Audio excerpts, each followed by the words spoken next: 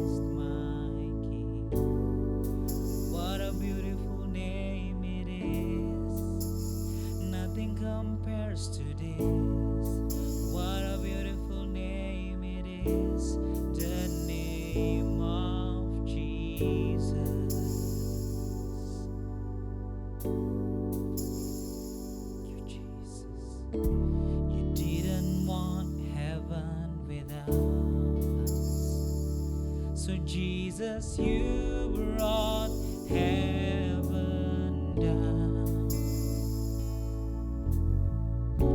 My sin was great, your love was greater. What could separate us now? What a wonderful name it is. What a wonderful name it is.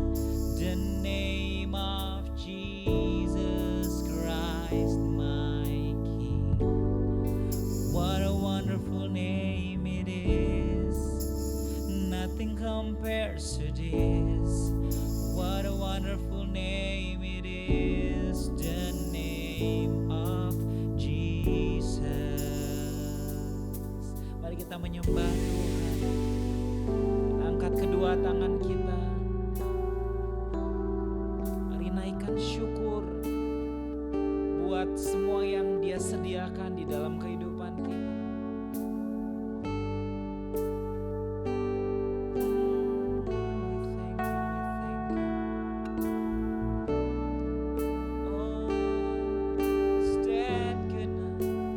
That could not hold you.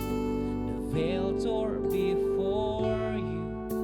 You silenced the boast of sin and grave. The heavens are roaring, praise of your glory, for you are raised to life again. You have no rival, you have no equal, now and forever, God, you reign. Oh, yours is the kingdom, yours is the glory, yours is the name above all name. Come on, what a powerful name it is. What a powerful name it is. The name of Jesus Christ, my King. What a powerful name it is. Nothing can stand against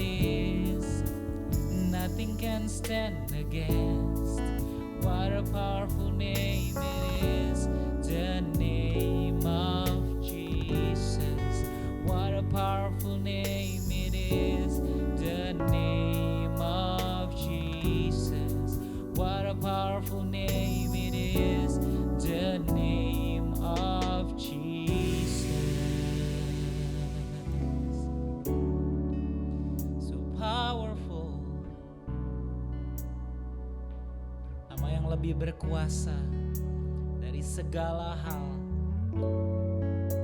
Bahkan setiap hal yang mungkin mengancam kami tidak lebih hebat daripada nama Tuhan. Terima kasih Bapak. Lihat kemurahan-Nya, kasih dan anugerah-Nya. Dia datang ke dunia, berikan nyawanya.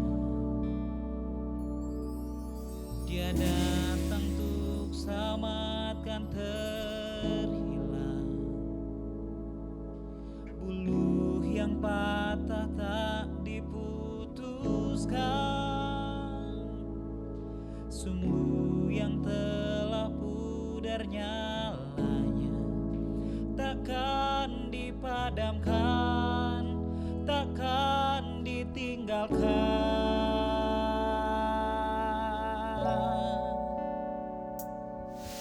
Anak domba yang dikorbankan, hina dan dihempaskan. Dia pikul derita, sengsara ditanggungnya. Di kegelapan dia pun berseru, Allah, mengapa kau tinggalkanku? Sejenak dia ditinggal sengsara, karena dosa dunia harus dipikulnya.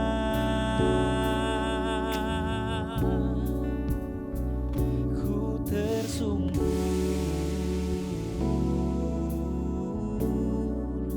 di kakimu,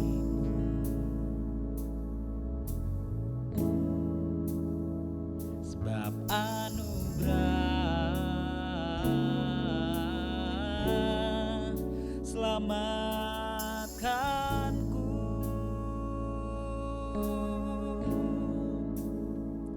Tak dapat ukur kasih dan rahmat-Mu di hidupku.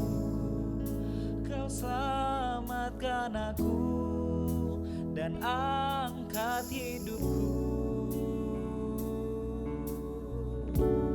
Mari katakan kemenangannya. Lihat kemenangannya, Roh Kudus turun ke dunia, kuasa kebangkitan tinggal di dalamku. Kini ku lebih dari pemenang, kuasa dosa telah dipatahkan. Hai maut, di manakah sengkakmu? Aku telah merdeka karena tebusannya. Oh, ku tersungkur di kakimu. Thank you Lord. Sebab anugerah selamatkanku.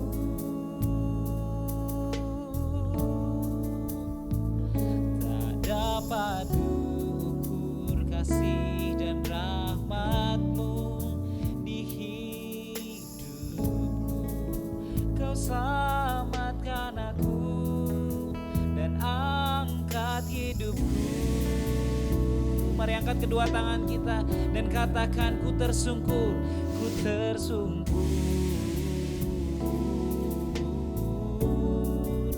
di kakimu.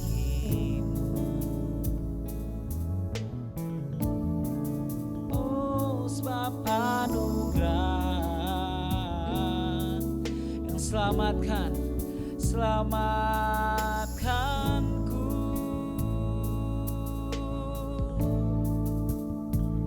Tak dapat kuukur kasih dan rahmat-Mu di hidupku. Kau selamatkan aku dan angkat hidupku.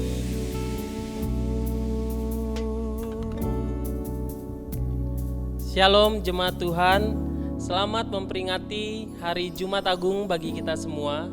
Sebelumnya, mari kita berdoa bersama bagi prayer request. Saudara bisa melihatnya di layar. Mari kita satu dalam doa. Kami mengucap syukur buat kebaikan Tuhan, buat anugerah Tuhan, dan saat ini kami bersepakat Tuhan bagi jemaat Tuhan yang sedang merintis bisnis online semakin berkembang sesuai yang dia harapkan di dalam Kristus, itu yang dia terima. Kami percaya di dalam nama Tuhan Yesus Kristus. Haleluya, amin. Saudara, ada kabar sukacita dari rekan kita.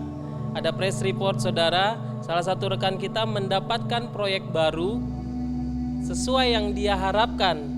Kita percaya ini adalah kabar sukacita yang dapat menginspirasi kita di tengah-tengah situasi bahwa kemurahan Tuhan, mujizat Tuhan pasti terjadi di dalam hidup kita.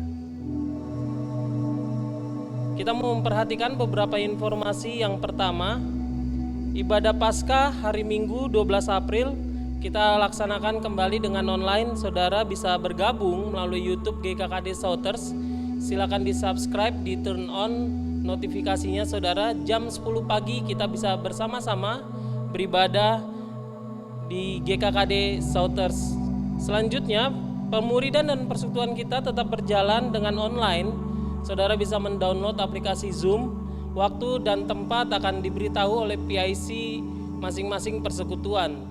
Demikian juga untuk pemuridannya saudara. Selanjutnya, nomor rekening untuk persembahan dan persepuluhan saudara bisa lihat di layar, bisa saudara capture, saudara catat, dan juga ada QR code untuk persembahan dan persepuluhan kita. Dan kami mengucapkan terima kasih bagi jemaat Tuhan yang sudah memberikan Heart for the House bagi gereja Tuhan. Tuhan Yesus memberkati saudara. Kita akan melihat kesaksian demi kesaksian melalui taburan yang saudara sudah berikan. Dan bagi saudara yang ingin memberikan Heart for the House, bisa melihat ke layar saudara untuk nomor rekeningnya. Saudara bisa mencatatnya juga. Tiba saatnya kita untuk memberi. Sebelum saudara mentransfer atau men-scan QR yang sudah diberikan, kita mau mendengarkan kebenaran firman Tuhan yang akan menguatkan saudara. Galatia 4 ayat 7 kita mau baca bersama-sama saudara. 3, 2 baca. Jadi kamu bukan lagi hamba, melainkan anak. Jikalau kamu anak, maka kamu juga adalah ahli waris oleh Allah. Hari ini kita memperingati Jumat Agung, pengorbanan Kristus yang menebus dosa kita. Tapi bukan hanya menebus, tapi mengangkat kita tidak lagi menjadi hamba, melainkan anak-anak kesayangan Tuhan. Saudara, dalam bahasa aslinya ahli waris adalah kleronomos. Artinya saudara berhak menerima. Ketika situasi berbicara lain saudara, adalah keputusan kita untuk melihat situasi atau melihat hak-hak kita di dalam janji Tuhan. Saudara perlu mengingat siapa saudara. Situasi tidak bisa mendefine siapa kita, tapi janji Tuhan, firman Tuhan, ada identitas kita di sana dan saudara berhak menerima kelimpahan. Saat ini ketika engkau mau memberi, pastikan kau memberi dengan sukacita, karena engkau adalah ahli waris kerajaan surga. Kita mau membaca bersama-sama. Kita mau mendeklar statement iman kita. Saudara bisa melihat di layar saudara, ini adalah statement iman kita. Kita mau declare bersama-sama lalu kita berdoa. Kami percaya bahwa Ia yang kaya rela menjadi miskin supaya kami yang miskin menjadi kaya. Kami percaya setiap benih yang kami tabur adalah benih yang terbaik yang pasti menghasilkan 30, 60, 100 kali lipat. Kami siap memberi dengan hati penuh sukacita. Kami mengucap syukur Tuhan. Ketika situasi yang kami alami, kami hanya mau berpegang kepada janji Tuhan, sehingga kami dapat memberi dengan sukacita. Sebab kami adalah anak, kami memiliki hak, kami mau menggunakan hak kami ketika kami menabur. It will come back to us, akan kembali kepada kami 30, 60, 100 kali lipat. Kami percaya Bapak, pengharapan di dalam Kristus tidak pernah mengecewakan. Haleluya, amin. Selamat memberi, happy giving saudara, Tuhan berkati.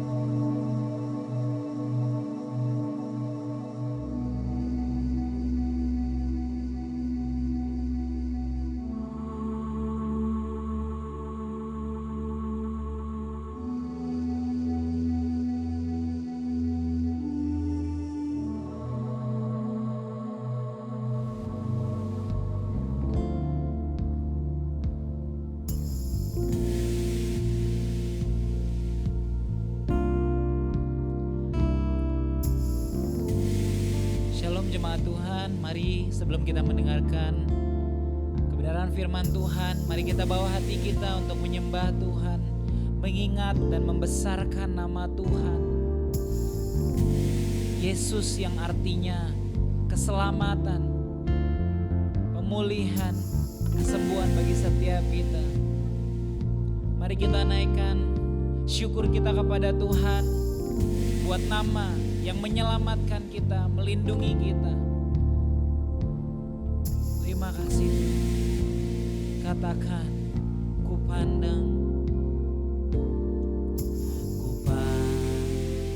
kemuliaan-Mu, Imam besar Maha Kudus, dalam tangan-Mu penebus, Yesus Kristus Tuhan.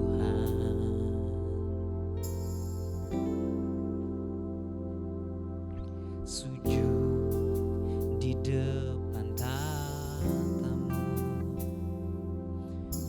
taklukkan seluruh hidupku, dalam tangan-Mu penebus, Yesus Kristus Tuhan.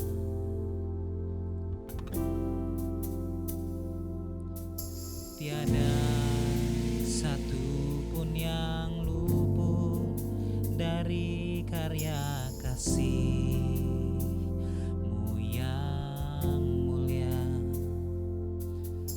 Bagi-Mu segala pujian, hormat, kemuliaan.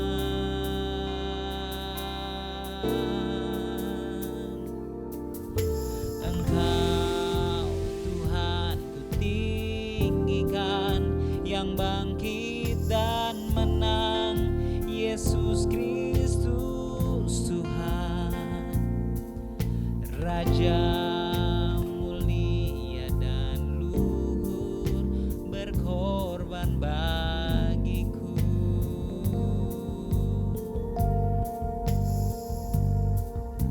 Maka jiwaku memuja, menyembah Sang Raja, Yesus Kristus Tuhan. Kekal sempurna kuasa-Mu, agunglah karya-Mu, Yesus Kristus Tuhan.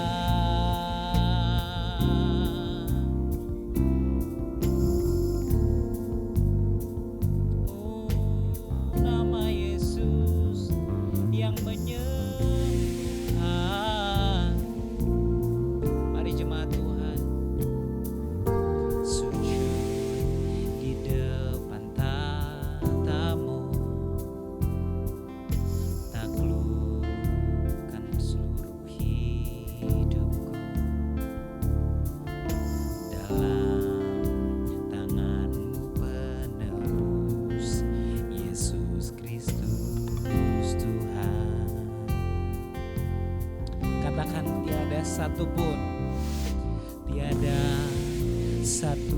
pun yang luput dari karya kasih-Mu yang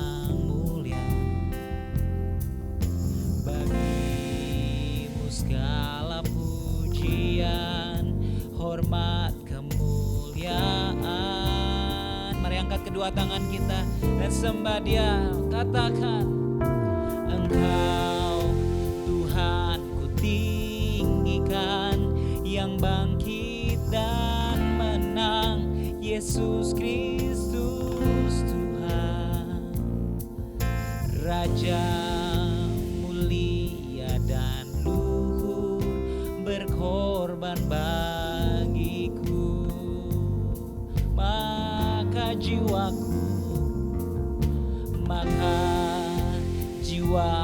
memuja, menyembah Sang Raja, Yesus Kristus Tuhan.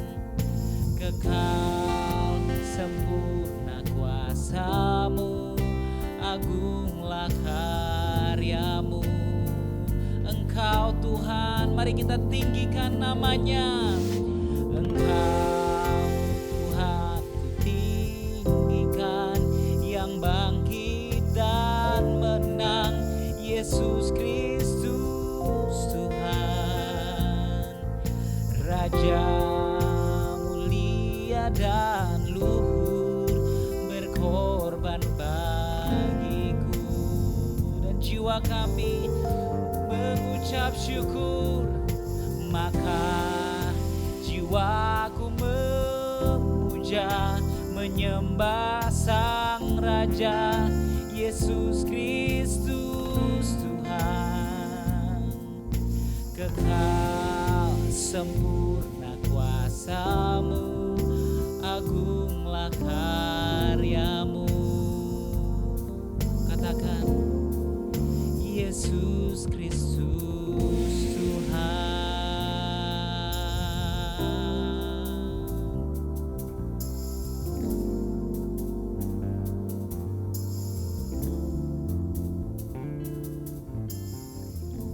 Shalom saudara, sebelum kita memulai khotbah hari ini, mari kita meneduhkan hati kita.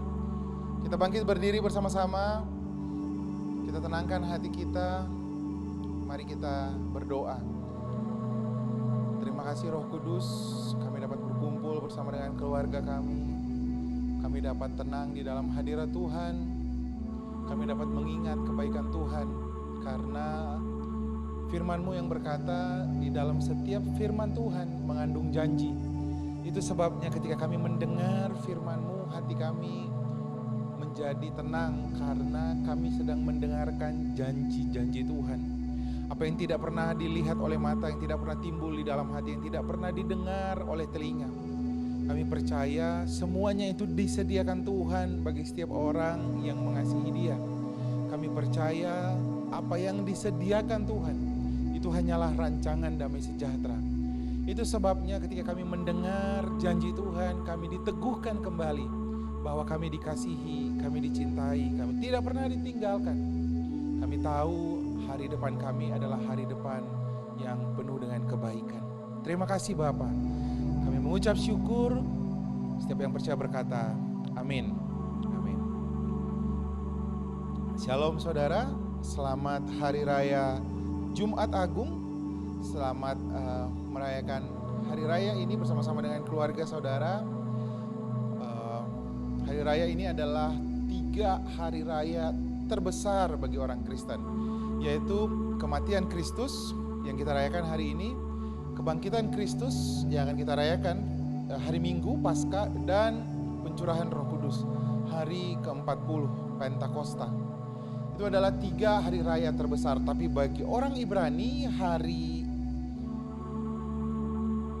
ini atau mereka mengenalnya sebagai hari raya pendamaian, yaitu hari raya terbesar bagi bangsa orang Israel yang dirayakan cuma sekali setahun, yaitu hari raya Yom Kippur atau hari raya pendamaian. Bagi mereka itu adalah hari raya yang paling kudus. Kami berdoa, saya berdoa buat setiap saudara supaya kamu bisa mendengarkan firman Tuhan ini dengan tenang, karena firman Tuhan berkata justru dalam tinggal tenang dan percaya, di situ terletak kekuatan kita. Saya teringat akan satu peristiwa, satu kali malaikat Tuhan turun ke satu daerah yang namanya Ofra, lalu duduk di pohon tarbantin. Di sana dia bertemu dengan Gideon. Gideon pada waktu itu sedang menggirik gandum di tempat pemerasan anggur. Pemerasan anggur pada masa itu berada di dalam gua, di tempat yang tertutup. Harusnya kalau menggirik gandum yang baik adalah di tempat yang terbuka. Kenapa dia berada di tempat yang tertutup? Karena Gideon sedang ketakutan. Dia ketakutan pada masa itu orang Israel, setiap kali mereka mempersembahkan, setiap kali mereka panen, semua panennya diambil oleh orang Midian. Semua hasilnya dijarah. Itu sebabnya Gideon ketakutan dan bersembunyi. Apa yang dilakukan oleh malaikat Tuhan? Malaikat Tuhan datang dan memanggil Gideon sebagai pahlawan yang gagah perkasa. Sangat berbeda dengan kenyataannya. Pada saat itu Gideon sedang ketakutan. Tapi Tuhan mengingatkan dia bahwa kamu adalah pahlawan yang gagah perkasa. Saudara, saya mengingatkan engkau, kau adalah pahlawan yang gagah perkasa. Jangan hidup di dalam ketakutan. Kau bukan korban. Kau bukan korban dari COVID-19 ini. Kau bukan korban dari resesi dunia ini. Kau adalah pahlawan di mata Tuhan. Jadi bangkitlah, rise up. Kau adalah pahlawan. Coba bilang sama kanan kiri saudara, kamu adalah pahlawan. Walaupun dia sedang makan Indomie, bilang sama dia, kau adalah pahlawan yang sedang makan Indomie. Ada pahlawan yang makan Indomie. Atau dia sedang ngemil sesuatu, bilang sama dia, kau adalah pahlawan. Setidaknya kau pahlawan ngemil. Mari kita dengar khotbah ini biar menjadi berkat buat setiap saudara. Kita akan mulai. Wahyu 2 ayat 2, firman Tuhan menggambarkan begini. Aku tahu segala pekerjaanmu, baik jeripayahmu maupun ketekunanmu. Aku tahu bahwa engkau tidak dapat sabar terhadap orang-orang jahat, bahwa engkau telah mencobai mereka yang menyebut dirinya rasul, tetapi yang sebenarnya tidak demikian. Dikatakan firman Tuhan. Lalu bahwa engkau telah mendapati mereka pendusta. Sebenarnya jemaat di Efesus ini adalah jemaat yang sangat baik. Kalau kita baca track recordnya, kalau kita baca CV-nya, mereka orang-orang yang sangat baik. Tapi Tuhan mencela mereka, mengkritik mereka, lalu dikatakan mereka kehilangan kasih mula-mula. Sampai Tuhan mengeluarkan statement yang sangat keras akan mengambil kakidianmu. Ada banyak orang punya anggapan kenapa Tuhan sampai mencela orang di Efesus ini. Kenapa Tuhan sampai mau mengambil kakidiannya. Lihat saudara, Alkitab harus diterjemahkan oleh Alkitab. Ayat, verse harus compare dengan ayat. Diceritakan, aku tahu segala pekerjaanmu, aku tahu jeripayahmu, aku tahu ketekunanmu. Ada yang miss di ayat ini. Di dalam 1 Tesalonika 1 ayat 3. Kita compare dengan firman Tuhan. Dikatakan begini, sebab kami selalu mengingat pekerjaan imanmu, usaha kasihmu, ketekunan, pengharapanmu. Ada yang hilang dari ayat ini. Apa itu? Iman, kasih, dan pengharapan. Itu sebabnya banyak orang yang kehilangan kasih, kehilangan iman, kehilangan pengharapan masih bisa pelayanan enggak? Masih. Padahal 3 hal ini yang terpenting bagi kehidupan anak-anak Tuhan. Firman Tuhan katakan, di antara 3 hal ini, iman, kasih, dan pengharapan, yang terbesar adalah kasih. Kasih tidak akan lenyap, dia ada di bumi dan dia ada di surga ketika saudara sudah mati. Saudara gak butuh iman di surga. Saudara gak butuh pengharapan di surga. Karena apa yang kita harapkan sudah tidak ada lagi. Benar? Kenapa kasih menjadi yang terbesar? Karena kasih, Galatia 5 ayat 6, yang menggerakkan iman. Jadi kalau mobil mau jalan, yang menggerakkannya adalah bensinnya. Sia-sia mobilnya bagus, mobilnya mahal, tapi nggak ada bensinnya. Kasih adalah bagian terpenting dari iman. Yang menggerakkan iman itu adalah kasih. Lalu kemudian pengharapan. Pengharapan itu apa yang dimaksud dengan pengharapan? Firman Tuhan katakan, iman adalah dasar dari segala sesuatu yang kita harapkan. Jadi kalau saudara mau mengharapkan sesuatu harus ada dasarnya. Dasarnya apa? Iman. Iman itu adalah bukti dari segala sesuatu yang tidak kita lihat. Apa itu? Firman Tuhan. Jadi kalau saudara mau mengharapkan kesembuhan, boleh nggak mengharapkan kesembuhan? Ada firman Tuhannya. Oleh bilur-bilur Yesus, kamu sembuh. Ada nggak, kita boleh nggak berharap kita diberkati melimpah? Ada nggak dasarnya? Ada dasarnya. Apa itu? 2 Korintus 8 ayat 9 atau Filipi 4 ayat 9. Allahku akan mencukupkan segala kebutuhanku menurut kekayaan dan kemuliaannya. Jadi saudara melihat 3 hal ini selalu bekerja bersama-sama. Tetapi dari antara 3 ini yang paling penting adalah kasih. Saudaraku, dalam 1 Yohanes 4 ayat 10 firman Tuhan katakan dengan jelas, kenapa kasih itu menjadi yang paling berharga. Firman Tuhan katakan begini, inilah kasih itu. Bukan kamu yang mengasihi aku, kata firman Tuhan, tetapi aku yang terlebih dahulu mengasihi kamu, dan yang telah dengan cara mengutus anaknya yang tunggal bagi pendamaian bagi dosa-dosa kita. Roma 5 ayat 8 mengatakan dengan jelas, Tuhan mengasihi kita bahkan ketika kita masih berdosa. Jadi saudara, coba flashback dengan masa lalu kita. Apakah Tuhan memanggil kita pada saat kita baik? Apakah Tuhan memanggil kita, menyembuhkan kita pada saat kita sungguh-sungguh ikut Tuhan? Tidak, Tuhan menunjukkan kasih-Nya bahkan ketika kita masih berdosa. Saudara bisa melihat contoh-contoh di Alkitab bagaimana Tuhan menyelamatkan perempuan yang ada di Sikar, perempuan yang sudah punya 5 suami, yang tadinya sudah kawin cerai dengan 5 suami dan sekarang sedang 7-Eleven. Tuhan justru datang ke kota Samaria, ke kota kecil Sikar, untuk berbicara kepada perempuan ini. Perempuan ini bukan orang baik, perempuan ini bukan orang yang taat, tapi dia justru orang berdosa. Perhatikan, Tuhan menunjukkan kebaikannya justru kepada orang yang berdosa. Tuhan ingin menyatakan kasih-Nya kepada orang yang masih berdosa. Bagaimana caranya? Dengan mengorbankan anaknya yang tunggal. Ini poinnya saudara. Saudara harus tahu bahwa Tuhan mengasihi engkau. Kalau kau tahu Tuhan mengasihi engkau, kau akan percaya dengan semua janji Tuhan. Kalau kau percaya dengan semua janji Tuhan, saat ini kau akan merasa damai sejahtera. Saat ini kau akan merasa tenang. Setelah mendengar khotbah ini, kau akan tahu bahwa kau aman di dalam Tuhan. Mari kita lihat sama-sama bagaimana caranya Yesus menjadi pendamaian bagi dosa kita. Firman Tuhan katakan, Dia tertikam karena pemberontakan kita. Dia diremukkan karena kejahatan kita. Ganjaran yang mendatangkan keselamatan bagi kita ditimpakan kepada Yesus. Oleh bilur-bilurnya kita menjadi sembuh. Saudara perhatikan, ada pergantian di sini. Apa itu? Firman Tuhan katakan, Dia tertikam. Kenapa Yesus ditikam? Karena kita yang memberontak. Harusnya yang bersalah yang dihukum. Tetapi Yesus dihukum bukan karena dosanya. Yesus dihukum karena dosa kita. Lalu dikatakan Dia diremukkan karena kita yang jahat. Ganjaran yang mendatangkan keselamatan bagi kita ditimpakan kepada Yesus. Kenapa sih harus ada yang membayar hutang kita? Kenapa sih harus ada yang membayar dosa kita?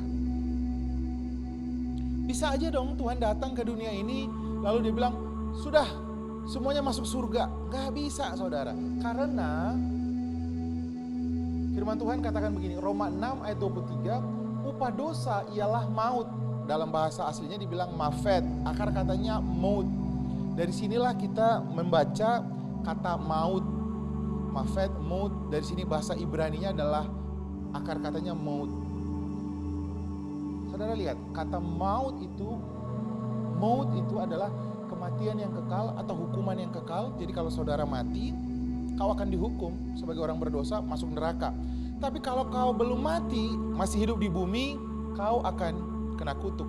Ulangan 28 ayat 15. Saudara bisa baca, terkutuklah kau di ladangmu, terkutuklah adonanmu, terkutuklah A, terkutuklah B, terkutuklah ini.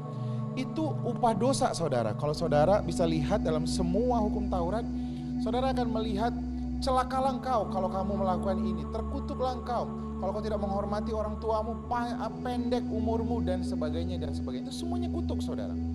Jadi kalau kamu melakukan dosa, kalau kau hidup kau kena kutuk, tapi kalau kau mati kau akan dihukum sampai kematian yang kedua kali. Jadi dosa itu selalu mengejar.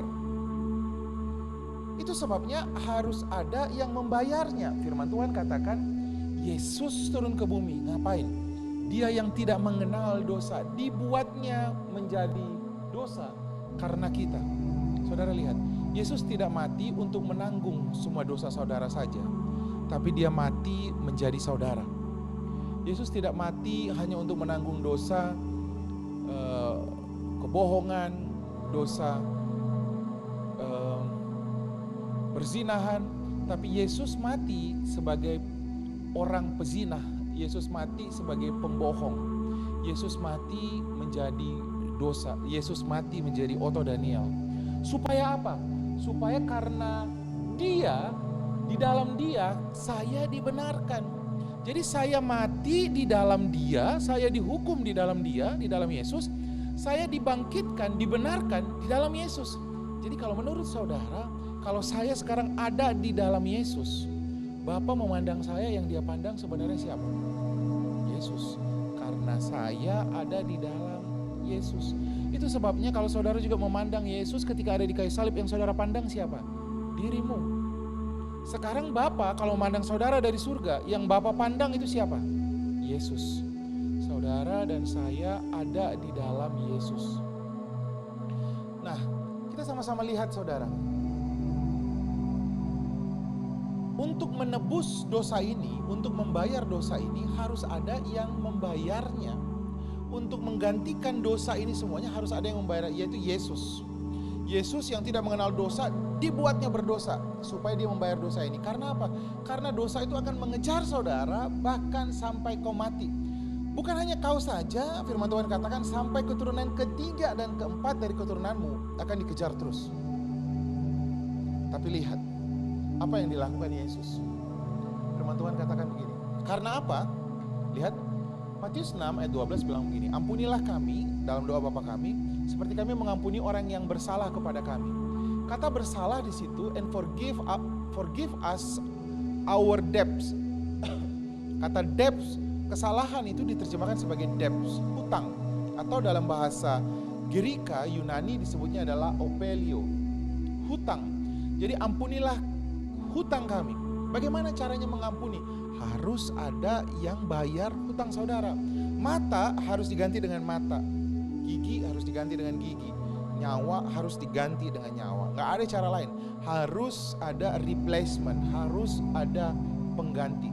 Cerita ini mengingatkan saya waktu Tuhan Yesus naik ke kayu salib. Waktu dia naik ke kayu salib, tahu saudara? Waktu dia naik ke kayu salib, dia menggantikan Barabas. Barabas seorang perampok, pembunuh, orang yang harusnya mati di kayu salib, tetapi Yesus menggantikan Barabas. Tahukah saudara, sesungguhnya Yesus menjadi Barabas. Itu artinya replacement, pengganti. Yesus menggantikan Barabas. Kalau Yesus dihukum, Barabas boleh dihukum lagi nggak? Barabas tidak boleh dihukum. Karena apa? Karena sudah ada penggantinya. Tapi Barabas itu kan jahat. Dia kan pembunuh orang, dia kan begini, dia pemberontak. Iya, tetapi sudah ada penggantinya. Karena kalau tidak ada penggantinya, sampai mati pun dia akan dikejar. Bukan hanya dia saja, sampai keturunannya yang ketiga dan keempat harus menanggung dosa ini. Itu sebabnya Yesus harus mati. Saudara perhatikan. Kenapa pada masa ini menjadi hari raya paling kudus bagi bangsa Israel, hari raya Grafirat atau hari raya pendamaian. Karena sekali setahun mereka akan datang masuk ke ruang bait Allah, ke ruang Maha Kudus. Pertama kali mereka akan mempersembahkan korban, yaitu mereka membawa 2 ekor kambing, yaitu kambing yang menjadi korban pendamaian, dan satu lagi menjadi kambing Azazel. Diceritakan di firman Tuhan. Sama-sama kita lihat saudara. Diceritakan jika ia membawa seekor domba atau kambing, persembahannya menjadi korban penghapus dosa. Haruslah ia membawa seekor kambing yang tidak bercela. Yesus adalah gambaran dari anak domba Allah. Benar? Suatu kali Yohanes melihat Yesus sedang lewat, dia lagi membaptis orang, lalu dia berkata begini kepada murid-muridnya. Yohanes berkata, "Lihat anak domba Allah yang hidup." Yesus adalah gambaran dari anak domba yang dipersembahkan, yang nanti akan dipersembahkan. Pada waktu Tuhan Yesus dibawa ke hadapan Pontius Pilatus sampai bilang begini, aku tidak menemukan kesalahan atas orang ini. Saudara perhatikan, dikatakan haruslah membawa domba yang tidak bercela. Yesus ketika dibawa ke pengadilan agama, Pontius Pilatus bilang begini, aku tidak menemukan kesalahan atas orang ini. Jadi Yesus bukan hanya tidak bercela di hadapan Bapa, tetapi dia tidak bercela di hadapan manusia. So, kriteria ini menjadi terjawab. Harus dicari domba yang tidak bercela. Lalu haruslah ia meletakkan tangannya ke atas kepala korban penghapus dosa itu dan menyembelihnya menjadi korban penghapus dosa di tempat yang biasa orang menyembelih korban bakaran. Jadi orang yang berdosa menumpangkan tangannya ke atas kepala domba. Jadi kesempurnaan domba, ketidakbercelaan domba pindah ke orang berdosa, dan dosa orang ini, perbuatan dosa yang dia ada di dalam dirinya itu pindah ke domba. Sekarang dombanya yang penuh dengan dosa, tetapi orang ini sekarang tidak bercela. Itu sebabnya dikatakan domba itu harus dikorbankan. Domba itu harus disembelih. Kenapa harus disembelih? Karena firman Tuhan katakan, segala sesuatu disucikan menurut hukum Taurat dengan darah. Tanpa penumpahan darah tidak ada pengorbanan. Itu sebabnya dari kitab Kejadian, sebenarnya cerita ini sudah dilukiskan dengan baik. Tahukah saudara bahwa Alkitab mau menceritakan dari awal sampai akhir itu tentang pengorbanan Kristus di kayu salib. Pada waktu Adam dan Hawa jatuh di dalam dosa, mereka menutup dirinya dengan daun pohon ara. Pohon ara adalah lambang kekuatan manusia. Tapi Tuhan datang mengorbankan binatang, lalu mengambil kulitnya, darahnya dicurahkan, kulitnya untuk menutupi ketelanjangan mereka. Pada waktu Kain dan Habel mempersembahkan persembahan Habel diterima, Kain tidak diterima. Karena apa? Persembahan Habel ada darahnya. Kalau kita baca tentang pengorbanan yang dilakukan oleh Abraham, pengorbanan yang dilakukan Nuh ketika mereka sudah sampai di Bukit Ararat, pengorbanan yang dilakukan oleh Ishak, Yakov, dikatakan pengorbanan yang dilakukan Daud, semuanya itu adalah menggambarkan pengorbanan Kristus di kayu salib yang harus tertumpah darahnya. Kemudian setelah domba itu dibawa, imam akan memasukkan tangannya, mencelupkan tangannya dengan jarinya dari korban penghapus dosa itu, lalu membubuhinya pada tanduk-tanduk mesbah korban bakaran. Jadi imam akan masuk ke ruangan maha suci, lalu darah itu akan dipercikkan ke atas tanduk. Tanduk itu adalah lambang dari dua kerub yang ada di atas tabut Allah. Itu adalah dua kerub ini yang ada di atas dari tabut, yang dua-duanya saling menutupi penutup dari tabut Allah. Lalu darah dipercikkan 7 kali. Kita sudah pernah belajar bagaimana darah Yesus terpercik 7 kali pada waktu dia mati di kayu salib. Jadi saudara lihat, semuanya ini tergenapkan di dalam cerita Yesus. Saudara, saya teringat dengan satu cerita. Di dunia ini, bangsa yang mata Tuhan tertuju kepada mereka adalah bangsa Israel. Pada masa itu ya, pada masa Daud, mata Tuhan tertuju kepada bangsa Israel karena hanya bangsa Israel aja lah yang percaya kepada Tuhan. Karena Tuhan itu selalu tertarik dengan iman. Nah, bangsa yang mata Tuhan tertuju adalah orang Israel. Saudara perhatikan. Kemudian di zoom lagi semakin dekat.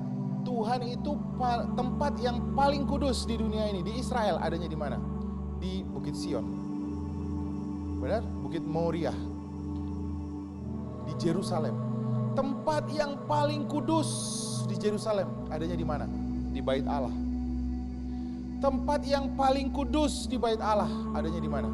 Di Ruang Maha Kudus. Tempat yang paling kudus di Ruang Maha Kudus adanya di mana? Di atas tabut Bait Allah. Karena di sana ada dua kerub, tudung pendamaian dikatakan firman Tuhan, yang selalu dipercikkan darah. Itu adalah tempat yang paling kudus di dunia ini, lambang the presence of God, hadirat Tuhan. Di mana ada pemercikan darah, penumpahan darah, tempat itu menjadi holy, kata firman Tuhan. Tempat itu menjadi kudus, tempat Allah bersemayam. Itu sebabnya penting bagi setiap saudara mengerti bahwa pengorbanan Kristus di kayu salib membuat saudara menjadi kudus sehingga dirimu menjadi tempat bersemayamnya Tuhan. Kamu kudus bukan karena kamu melakukan sesuatu yang kudus, tapi kamu kudus karena pemercikan darah Yesus di kayu salib, sehingga kau dikuduskan. Dan pada saat ada tempat yang kudus, Tuhan hadir di sana, menjadikan tempat itu menjadi tempat Dia bertahta. Itu sebabnya saudara dan saya disebut bait Allah. Karena apa? Sekarang Tuhan bersemayam di dalam kita. Amin saudara. Amin. Nah, mari saya ceritakan saudara, apa yang sedang terjadi pada waktu Paskah, pada waktu Jumat Agung Tuhan Yesus mati. Lalu apa yang sedang terjadi di hari yang sama, di waktu yang sama dengan terjadi di dalam bait Allah. Saya akan ceritakan. Urutannya sama. Jadi ceritanya Tuhan Yesus sebagai anak domba Allah, dan domba dibawa ke dalam bait Allah. Kambing dibawa, kambing penebus dosa dan kambing Azazel. Diceritakan di Alkitab saudara, jam 6 pagi Tuhan Yesus dibawa ke hadapan Pontius Pilatus. Lalu dia dibawa ke Herodes. Jam 7 pagi Herodes mengembalikan lagi Tuhan Yesus kepada Pontius Pilatus, karena dia bilang, aku gak menemukan kesalahannya. Harusnya yang menghukum dia, ya wilayah dia dong, bukan aku, katanya. Jadi Herodes memulangkan lagi Yesus jam 7 pagi. Kemudian jam 7 juga Pontius Pilatus bilang begini, aku tidak menemukan kesalahan dari orang ini. Lalu mencuci tangannya. Benar? Di waktu yang sama, domba jam 7 pagi dibawa ke imam. Apa yang dilakukan? Imam sedang mengakses dombanya. Lalu imam akan bilang begini, aku tidak menemukan kesalahan atas domba ini. Aku tidak menemukan satu spot pun yang salah atas domba ini. Di jam yang sama, Pontius berkata begini, aku tidak menemukan, sambil mencuci tangannya, aku tidak menemukan dosa yang layak untuk menghukum dia mati di kayu salib. Lihat saudara, Yesus sebagai anak domba Allah dengan anak domba yang dipersembahkan ke hadapan bait Allah, itu sama. Kemudian jam 8 pagi, Yesus memikul salib, dia jalan Via Dolorosa sampai ke Bukit Tengkorak. Jam 9 pagi, Yesus disalibkan. Korban pertama dipersembahkan saudara, yaitu kambing yang pertama dipersembahkan, dikorbankan untuk menyucikan para imam yang ada di bait Allah. Jam 9 pagi Yesus disalibkan. Lalu Tuhan berdoa, Bapa ampunilah mereka sebab mereka tidak tahu apa yang dia lakukan. Jam 10 pagi Yesus mengalami penghinaan. Masih ingat tadi ada domba yang namanya, satu domba atau kambing yang akan dikorbankan untuk penghapus dosa para imam. Satu lagi ada kambing Azazel. Jam 10 pagi kambing Azazel itu dilepaskan ke padang gurun, lalu semua orang melepaskan hinaan kepada kambing Azazel. Mereka menghina kambing domba Azazel. Semua dosa, semua kutuk dilemparkan sama kambing Azazel. Pada waktu itu, di jam yang sama, Tuhan Yesus juga dilemparkan hinaan kepada dia. Saya bacakan saudara. Pada waktu itu, orang lewat lalu berkata kepada Tuhan Yesus, bukankah dia yang berkata bahwa dia dapat merubuhkan bait Allah? Sekarang untuk menyelamatkan dirinya saja dia gak bisa.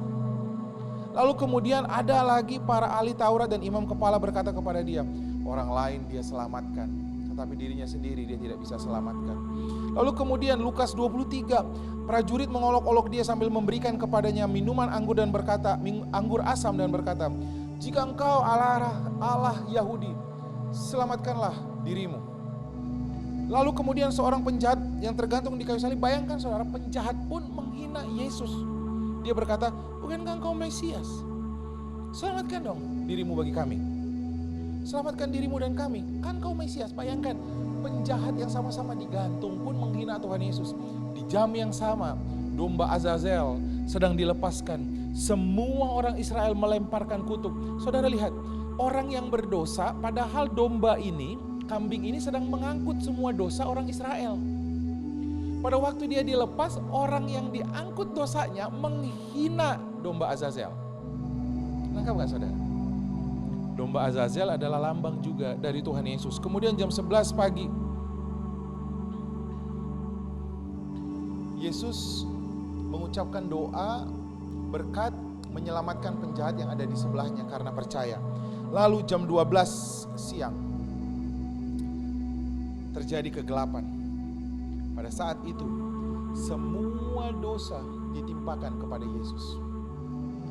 Saudara lihat, kambing Azazel itu pada saat itu sedang dikejar-kejar karena dia dilepaskan ke padang gurun. Dia dikejar-kejar sama predator. Dia dikejar-kejar, dia dicabik-cabik, dia lari, dia menanggung semua dosa orang Israel. Dia dikejar, dia dibunuh, dia coba dihancurkan. Tepat jam 12 Tuhan Yesus sedang terjadi kegelapan. Semua dosa dunia dari masa Adam sampai kedatangan dia yang kedua kali, dia sedang tanggung. Terjadi kegelapan sampai jam 3 sore. 3 jam terjadi kegelapan. Di tengah-tengah ini jam 2 siang Tuhan Yesus berkata, Allahku, mengapa engkau meninggalkanku? Cuma satu kali Tuhan Yesus memanggil Tuhan sebagai Allah, karena dia memanggil Tuhan Bapa di surga sebagai Aba. Hanya satu kali. Tahukah saudara karena apa? Pada saat Tuhan Yesus menanggung semua dosa manusia, Bapa memalingkan wajahnya dari Tuhan Yesus. Tahu karena apa? Karena Bapa itu kudus. Kitab Wahyu mengatakan, kudus, kudus, kados, kados, kadoslah Tuhan. 3 kali diucapkan kata kudus, 3 kali kata yang diucapkan berulang-ulang, 3 kali menandakan bahwa Allah itu extremely kudus. Dia sangat super kudus. Itu sebabnya setitik dosa saja membuat kita tidak layak di hadapan Dia. Itu sebabnya Bapa memalingkan wajahnya. Kalau saudara kasih gambarannya, antara ada orang berdosa, kemudian ada Tuhan Yesus. Pada saat itu Yesus sedang menanggung semua dosa orang berdosa ini. Yesus sedang menanggung semua dosanya. Yang tadinya Bapa selalu menghadap Tuhan Yesus dan berkata, inilah anak yang kukasihi, kepadanya lah aku berkenan. Pada saat itu Bapa memalingkan wajahnya dari Yesus. Sekarang wajah Bapa menghadap ke siapa saudara? Wajah Bapa menghadap ke orang yang benar. Siapa itu? Barabas. Barabas dibenarkan, saudara, dan dibenarkan karena Yesus sedang menanggung semua dosa kita. Itu sebabnya Tuhan Yesus berkata, Allahku, Allahku, Eli, Eli, lama sabatani, Allahku, Allahku, mengapa engkau meninggalkanku? Jam 2, mendekati jam 3, saudara, Tuhan Yesus berkata, sudah selesai. Pada waktu dia berkata sudah selesai, saudara, tiba-tiba zup, langit kembali cerah. Semua dosa sudah diabsorb oleh Tuhan, sudah dihisap oleh Yesus. Lalu dia kembali memanggil Bapa, Tuhan sebagai Aba. Dia berkata, Aba, Bapa, ke dalam tangan-Mu aku serahkan nyawaku. Setelah selesai semuanya saudara, setelah selesai semua domba Azazel mati saudara. Bahkan kalau domba itu tidak mati dikejar predator, mereka akan mendorong domba itu supaya mati ke jurang. Karena domba itu sedang mengangkut semua dosa orang Israel. Dia harus mati. Saudara perhatikan, ketika Yesus mati dan berkata, sudah selesai. Lalu dia bilang, Aba, ke dalam tangan-Mu kuserahkan nyawaku. Saudaraku, pada saat itu ganjaran yang mendatangkan keselamatan bagi saudara sudah selesai ditimpakan kepada Yesus. Di jam yang sama, imam akan keluar dari bait Allah dan dia berkata kepada semua bangsa Israel yang sedang berkumpul pada masa itu. Dia mengangkat kedua tangannya dan berkata, Tuhan memberkati engkau dan melindungi engkau. Tuhan menyinari engkau dengan wajahnya dan memberikan engkau kasih karunia. Tuhan menghadapkan wajahnya kepada engkau dan memberikan engkau damai sejahtera. Pada saat itu bangsa Israel berkata, amin, amin, amin. Sepanjang tahun mereka akan hidup di dalam kekudusan. Tetapi saudaraku, beda dengan persembahan kambing dan domba ini. Kambing dan domba ini hanya menguduskan bangsa Israel selama 1 tahun. Tetapi darah Yesus, firman Tuhan katakan, hanya demikian pula Kristus hanya 1 kali saja mengorbankan dirinya untuk menanggung dosa banyak orang. Sesudah itu ia akan menyatakan dirinya sekali lagi tanpa menanggung dosa untuk menganugerahkan keselamatan kepada mereka yang menantikan dia. Kambing domba bagi bangsa Israel, mereka harus selalu setiap tahun, setiap hari raya pendamaian, mereka harus mengorbankan domba Azazel dan domba pendamaian. Tetapi Tuhan Yesus hanya 1 kali. Ibrani 10 ayat 10 berkata, oleh 1 kali pengorbanan Yesus, dia telah menguduskan saudara dan saya 1 kali untuk selama-lamanya, sehingga engkau layak. Mata Tuhan sekarang tertuju kepada engkau dan berkata, Tuhan memberkati, aku memberkati engkau dan melindungi engkau. Protection dari Tuhan, perlindungan dari Tuhan, karena Tuhan memberkati engkau. Lalu firman Tuhan katakan, Tuhan menyinari engkau dengan wajahnya dan memberikan engkau kasih karunia. Lihat saudara, kebaikan Tuhan diberikan kepada saudara, kasih karunia Tuhan. Lalu yang ketiga, firman Tuhan katakan, Tuhan menghadapkan wajahnya. Saat ini mata Tuhan menghadap kepada saudara, bukan untuk mencari dosamu. Saat ini kau ada di dalam Kristus. Setiap kali Tuhan memandang engkau, Tuhan memandang Kristus di dalam engkau. Tuhan menghadapkan wajahnya kepadamu dan memberikan engkau damai sejahtera. Itu sebabnya jadilah tenang di dalam janji Tuhan. Kau akan menemukan bahwa Tuhan bersama dengan engkau. Tuhan tidak sedang mencari dosamu, justru sedang melimpahkan engkau dengan kebaikannya. Amin saudara. Amin. Hari Minggu di Paskah saudara akan mendapatkan pengajaran. Saudara akan mengetahui bahwa kematian Kristus, kebangkitan Kristus membenarkan saudara. Saudara akan mendapatkan pengajaran ini sehingga saudara mengerti kau bukan hanya dikuduskan oleh kematian Kristus, tapi kau dibenarkan oleh kebangkitan Kristus. Kau sekarang bukan hanya kudus, kau juga telah dibenarkan. Mari kita sama-sama berdoa. Terima kasih Bapa, terima kasih Tuhan, kami mengucap syukur. Kematian-Mu menghidupkan kami. Hukuman yang Kau tanggung justru membuat kami tidak dihukum lagi. Pukulan yang Kau tanggung meninggalkan bilur-bilur sehingga kami hari ini menjadi sehat. Terima kasih Bapa, Kau sungguh ajaib. Kami layak untuk menerima semua kebaikan, kami layak untuk menerima semua kemurahan Tuhan. Bagi setiap saudara yang punya sakit, pegang bagian tubuhmu yang sakit, dengarkan saya. Yesus sudah menanggung semua sakitmu. Kau layak untuk hidup di dalam kesembuhan. Tuhan sedang tidak menghukum engkau, tapi justru Dia datang kepada orang berdosa untuk menyatakan kebaikannya. Jikalau ada saudara yang saat ini mendengar ini, mungkin di rumah sakit atau kau merasakan simptom COVID di dalam tubuhmu, dengarkan saya baik-baik, bahwa tidak ada penyakit menular yang akan mendekat kepada rumahmu. Tapi kalau kau saat ini sakit, dengarkan saya, oleh bilur-bilur Yesus kau sembuh di dalam nama Tuhan Yesus.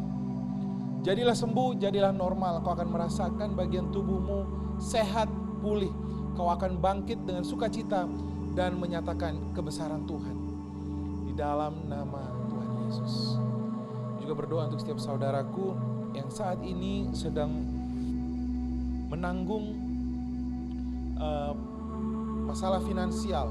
Aku berdoa kau mengerti bahwa Tuhan memberkati engkau bukan karena apa yang kau lakukan, Sia-sialah kau bangun pagi-pagi dan bekerja sampai malam hari. Padahal Tuhan memberkati kita ketika kita semuanya sedang tidur. Kau harus mengerti bahwa kau diberkati bahkan ketika kau tidak sedang melakukan apapun. Justru kau bangun pagi dan berkata, aku diberkati. Tingkap-tingkap langit sedang terbuka untukku. Terima kasih Bapa. Terima kasih Tuhan. Kita akan melakukan perjamuan. Silakan siapkan perjamuan saudara. Mari sama-sama kita siapkan diri kita, siapkan hati kita. Di hari sebelum Tuhan Yesus diserahkan, dia berkumpul dengan para murid-murid lalu berkata, waktuku sudah selesai, kawanan domba ini akan tercerai-berai dan darahku akan dicurahkan. Lalu dia mengambil roti dan memecah-mecahkannya. Lalu dia berkata, roti ini adalah tubuhku yang terpecah untuk engkau. Tubuh Tuhan Yesus dipukul dan meninggalkan bilur-bilur yang olehnya kita menjadi sembuh. Tubuh Tuhan Yesus naik ke kayu salib telanjang. Dia yang kaya rela menjadi miskin supaya kita yang miskin diberkati. Saudaraku, ketika engkau sedang memakan roti ini, imanilah, percayalah untuk kesehatan bagi tubuhmu. Percayalah untuk berkat bagi pekerjaan, bisnis dan keluargamu. Mari sama-sama kita makan roti yang ada di tangan kanan kita.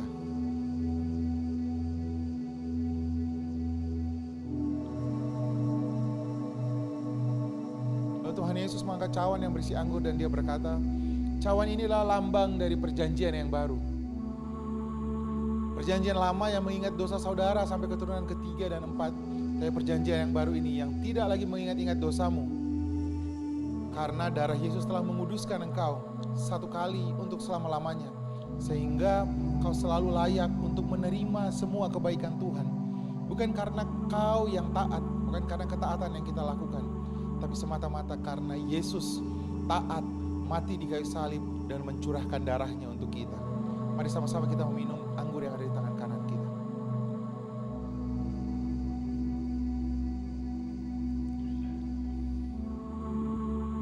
Mari kita mengucap syukur. Terima kasih Tuhan.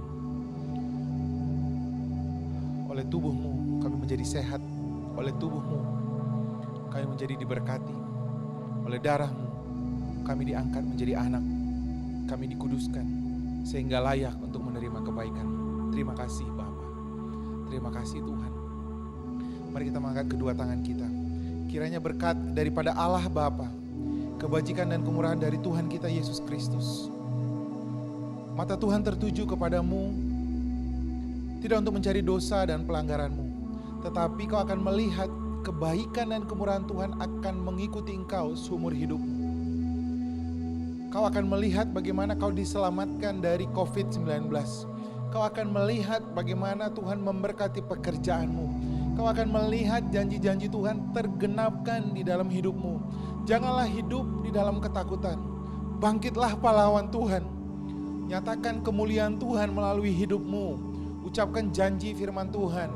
Diberkatilah engkau di dalam pernikahanmu. Diberkatilah engkau di keluargamu.